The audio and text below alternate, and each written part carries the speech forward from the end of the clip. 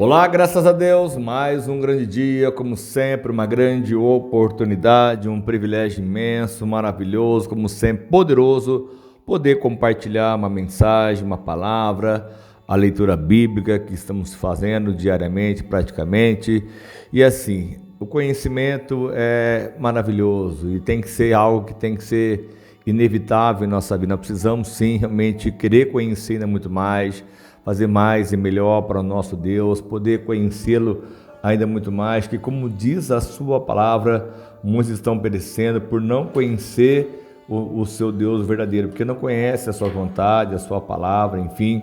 Então precisamos sim estreitar esse relacionamento, ter mais intimidade com a sua palavra, querer realmente ter mais conhecimento, mais entendimento, mais revelações em nossa alma, no nosso coração. E assim, com as histórias bíblicas, nos faz realmente enxergar muitas coisas. Nós não enxergaríamos apenas pela ótica humana o conhecimento natural das coisas, mas pela palavra de Deus, pela a presença do Espírito Santo que se revela, o quanto mais poderemos crescer, evoluir, avançar e no Senhor prosperar. Olha só, em Números 12, Miriam e Arão começaram a criticar Moisés porque ele havia se casado com uma mulher etíope, ou uma mulher cuxita. E aí perguntaram: será que o Senhor tem apenas falado por meio de Moisés? Olha só, também não tem ele falado por meio de nós? Olha as perguntas, os questionamentos e as críticas, porque ele se casou com a mulher cuxita, etíope. E o Senhor ouviu isso. Ora, Moisés era um homem muito paciente ou muito manso, mais do que qualquer outro que havia na face da terra. Imediatamente o Senhor disse a Moisés e Arão e a Miriam: dirijam-se à tenda do encontro, vocês três. E os três foram para lá. Então o Senhor desceu numa coluna de nuvem e, pondo-se à entrada da tenda, chamou Arão e Miriam. Os dois vieram à frente e ele disse: olha só que o Arão era o sacerdote e a Miriam, a irmã de Moisés. Ouçam as minhas palavras.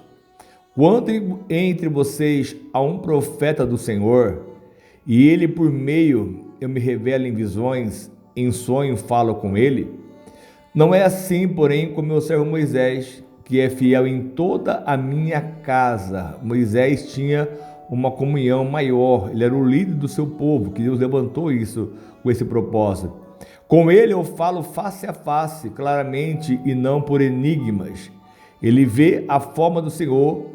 Por que não temeram criticar o meu servo Moisés? O próprio Deus chamou Arão e Miriam para uma conversa a 3 ou a 4 praticamente, o Senhor estava ali conversando com eles, na tenda do encontro, chamou lá os três lá dentro daquele lugar, falou com Moisés, falou com Arão, falou com Miriam, e disseram: por que não tiveram temor em criticar o meu servo Moisés? Então a ira do Senhor acendeu-se contra eles, e ele os deixou. Quando a nuvem se afastou da tenda, Miriam estava leprosa, a sua aparência era como a de uma neve. Arão voltou-se para Miriam, viu que ela estava leprosa, com lepra, e disse a Moisés: por favor, meu senhor, não nos castigue pelo pecado que tão tolamente cometemos. Não permita que ela fique como um feto abortado, que sai do ventre da sua mãe com a metade do corpo destruída. Olha só o quanto realmente aquela falta, de discernimento ou o orgulho, a soberba, a arrogância, naquele momento que Arão e Miriam se revoltaram ou criticaram, questionaram. E aí, mas só que como Deus ele faz a sua justiça, ele é justo, e aí então ela ficou leprosa, a Miriam ficou leprosa, o sacerdote era o Arão, enfim.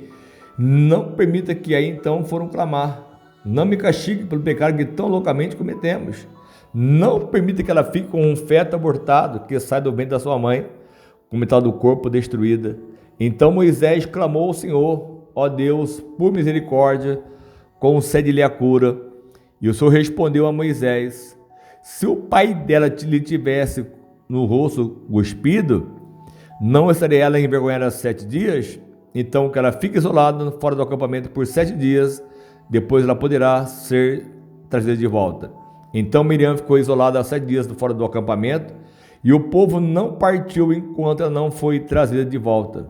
Depois disso, partiram de Hazerote e acamparam no deserto de Parã.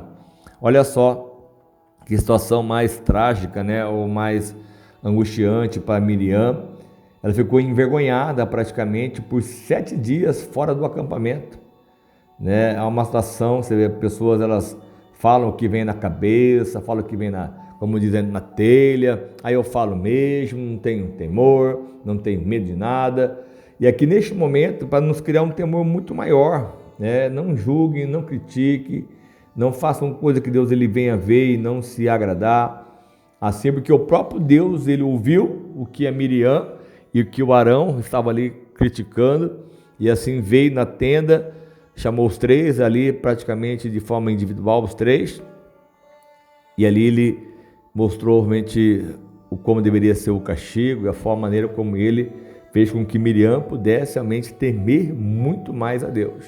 Então tem situações que nós passamos que é realmente Deus realmente nos dando uma orientação, dizendo, olha, não passe daqui, existe uma linha vermelha, não passe por ela, existe aqui uma parede, não tente querer passar por ela. Enfim, nós precisamos temer a Deus em todo momento.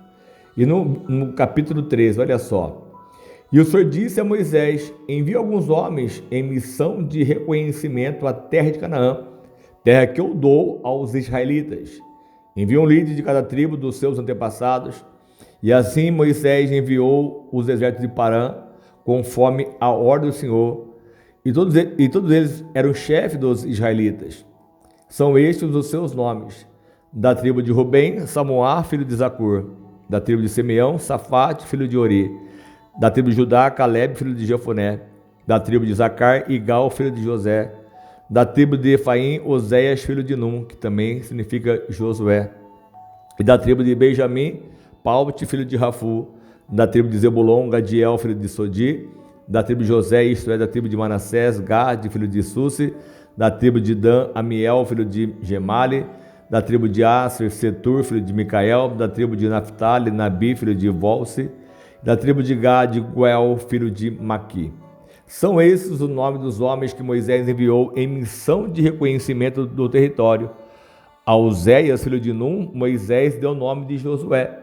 E quando Moisés os enviou para observar Canaã, disse: subam pelo Neguebe e prossigam até a região montanhosa. Vejam como é a terra, se o povo que lá vive é forte ou fraco, se são muitos ou poucos, se a terra em que habita é boa ou ruim, se as cidades que vivem são cidades sem muros ou fortificadas, se o solo é fértil ou pobre, se existe ali floresta ou não. Sejam corajosos, tragam alguns frutos da terra. Era a época do início das colheitas das uvas.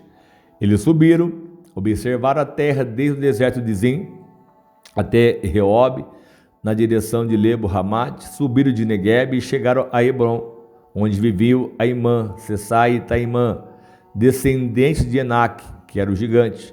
Hebron havia sido construída 7 anos antes de Zoan, no Egito. E quando chegaram ao vale de Escol, cortaram um ramo da qual pendia um único cacho de uva. Olha só, 2 deles carregavam o cacho numa vara pendurado, colheram também romãs e figos.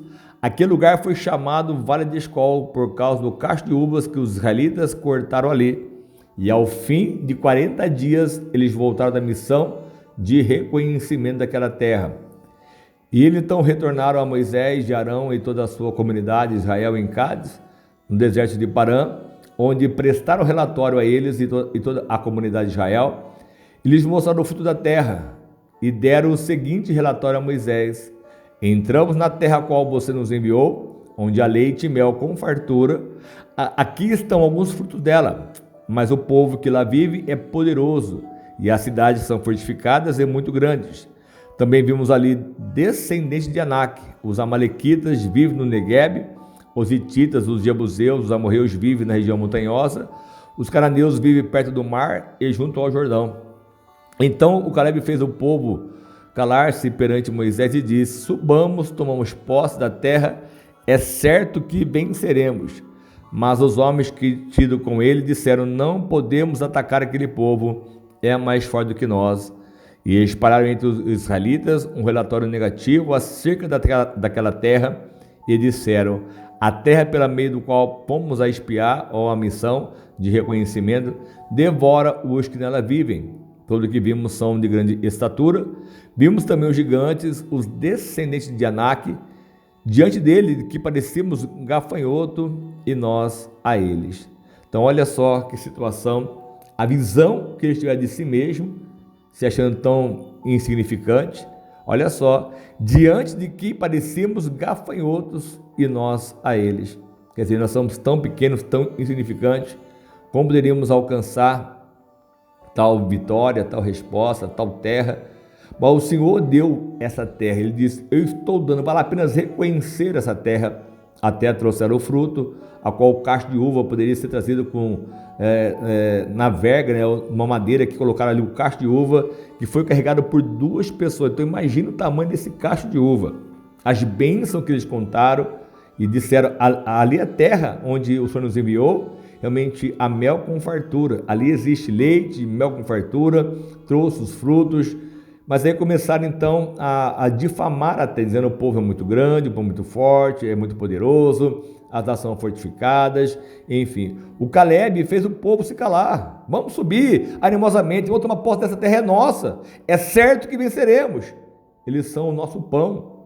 Mas aí o povo, eram 10 contra 2, porque Josué e Caleb estavam realmente ali focados na missão, determinados, viram a vitória, não viram os problemas. Porque é o que acontece com muitos de nós. A nossa visão muitas vezes ela vê só os problemas e não consegue ver as bênçãos que podem vir através dessas questões, que são realmente bênçãos para nós. Vencer cada batalha, cada guerra, cada luta. Eu sempre falo que nunca vai ser fácil, mas existe a bênção, existe o poder de Deus que vai nos dar vitória. Assim foi como Josué e Caleb enxergaram, mas assim: olha, Deus vai nos dar a vitória, nós vamos vencer, vamos subir, vamos tomar posse da terra, porque é certo que venceremos. Não interessa o tamanho do gigante, não interessa as questões adversas que tem lá. Se Deus é por nós, quem será contra nós?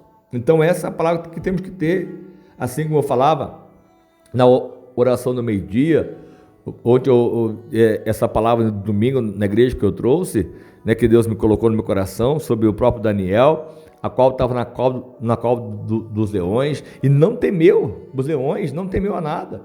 E assim devemos confiar e acreditar que Deus é conosco. Se Ele está no nosso caminho, então nada poderá nos impedir.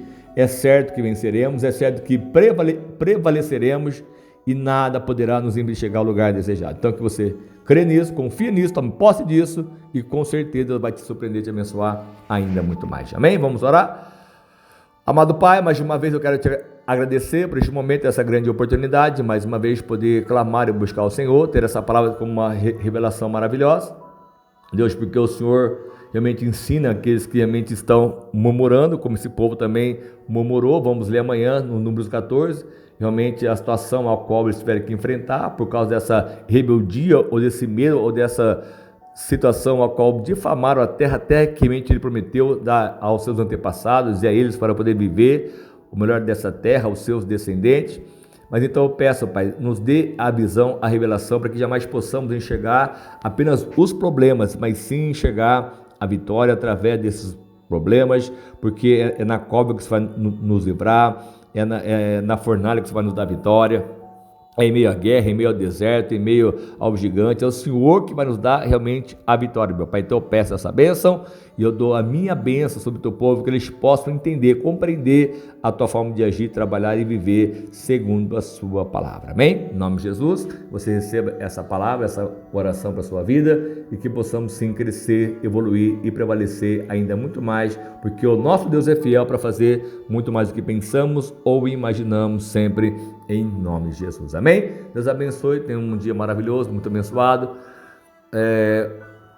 Orem, leiam a Bíblia, ouçam essa mensagem, façam isso de forma diária para a sua vida, que você tenha mais intimidade, mais comunhão com o próprio Deus. Compartilhe essa oração, essa mensagem com seus amigos, as suas listas de contato, enfim, aí no Facebook. Faça o seu melhor e eu tenho certeza que Deus vai te abençoar, vai te prosperar ainda muito mais. Amém? Em nome de Jesus, fica com Deus. Que precisar, pode contar conosco sempre, nossa mensagem, nas orações, em nome do Senhor Jesus.